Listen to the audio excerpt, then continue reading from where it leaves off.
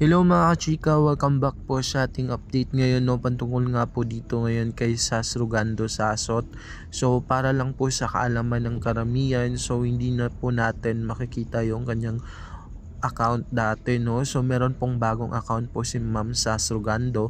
Ginawa lang po natin tong video na ito para po ipakita sa inyo kung ano na po yung update sa kanya. Ito na po yung bagong account po ni Ma'am Sas Rogando Sasot, dahil matatandaan naman natin guys, no, na sinabi niya din dito na talagang marami yung issues na kinakaharap ng kanyang social media account, no, na Sas Rogando Sasot, which is ngayon po meron po siyang bago.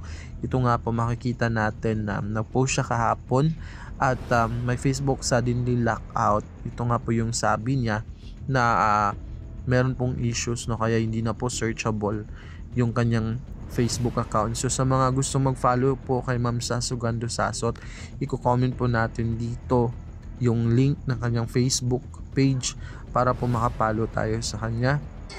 At ito nga po, no, nag-appeal na nga po si Ma'am Sas Rogando Sasot para po ma-reinstate po yung account niya na nawala po or kinuha po ni Meta.